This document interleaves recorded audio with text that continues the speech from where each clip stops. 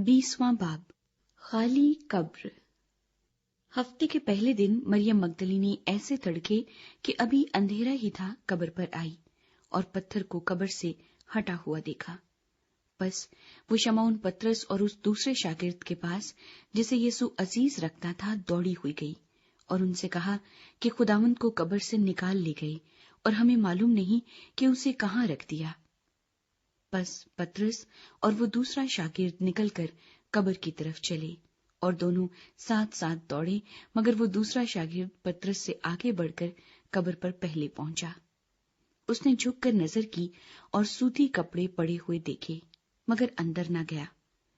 शमौन पतरस उसके पीछे पीछे पहुंचा और उसने कब्र के अंदर जाकर देखा कि सूती कपड़े पड़े हैं और वो रुमाल जो उसके सर से बंधा हुआ था सूती कपड़ों के साथ नहीं बल्कि लिपटा हुआ एक जगह अलग पड़ा है।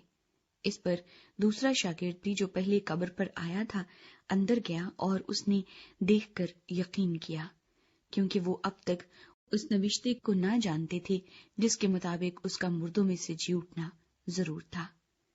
बस ये शागिर्द अपने घर को वापस गए। मरियम मगदलीनी पर सहूर।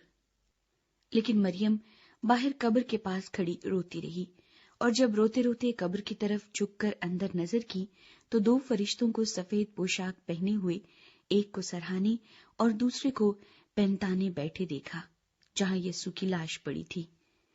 उन्होंने उससे कहा, ऐ औरत, तू क्यों रोती है? उसने उनसे कहा, इसलिए कि मेरे खुदावंद को उठा ले गए हैं और मालूम नहीं कि उसे कहाँ रखा है। ये कहकर वो पीछे फिरी और यीशु को खड़े देखा और ना पहचाना कि ये यीशु है। यीशु ने उससे कहा, ऐ औरत, तू क्यों रोती है? किसको ढूंढती है? उसने बागबान समझकर उससे कहा, मियां, अगर तूने उसको यहां से उठाया हो तो मुझे बता दे कि उसे कहाँ रखा है ताकि मैं उसे ले जाऊं। यीशु ने उससे कहा, मरियम। उसने मुड़कर उससे इब्रानी जबान में कहा, रब्बूनी, यानी ऐ उस्ताद। यीशु ने उससे कहा, मुझे ना छुओ, क्योंकि मैं अब तक बाप के पास ऊपर नहीं गया, लेकिन मेरे भाइयों के पास जाकर उनसे कह कि मैं अपने बाप और तुम्हारे बाप और अपनी खुदा और तुम्हारे खुदा के पास ऊपर जाता हूं। मरियम मगदलीनी ने आकर शागिर्दों को खबर दी कि मैंने खुदावंद को देखा और उसने मुझसे ये बातें कही। जी उठने के बाद शागिर्दों पर ज़हूर। फिर उसी दिन जो हफ्ते का पहला दिन था, शाम के वक्त जब वहां के दरवाजे जहां शागिर्द थे यहूदियों के डर से बंद थे, यीशु आकर बीच में खड़ा हुआ और उनसे कहा, तुम्हारी सलामती हो। और ये कहकर उसने अपने हाथों और पसली को उन्हें दिखाया। बस शागिर्द खुदावंद को देखकर खुश हुए। यीशु ने फिर उनसे कहा, तुम्हारी सलामती हो। जिस तरह बाप ने मुझे भेजा है उसी तरह मैं भी तुम्हें भेजता हूं। और ये कहकर उन पर फूंका और उनसे कहा, रुल कुद्स लो। जिनके गुनाह तुम बख्शो उनके बख्शे गए हैं, जिनके गुनाह तुम कायम रखो उनके कायम रखे गए हैं।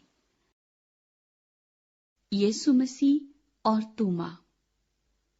मगर उन 12 में से एक शख्स यानी तोमा, जिसे तोआम कहते हैं, यीशु के आने के वक्त उनके साथ न था।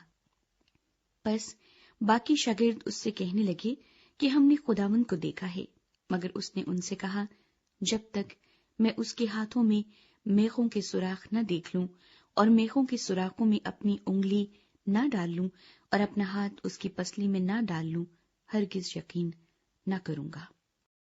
8 रोज के बाद जब उसके शागिर्द फिर अंदर थे और तोमा उनके साथ था और दरवाजे बंद थे, यीशु ने आकर और बीच में खड़ा होकर कहा, तुम्हारी सलामती हो।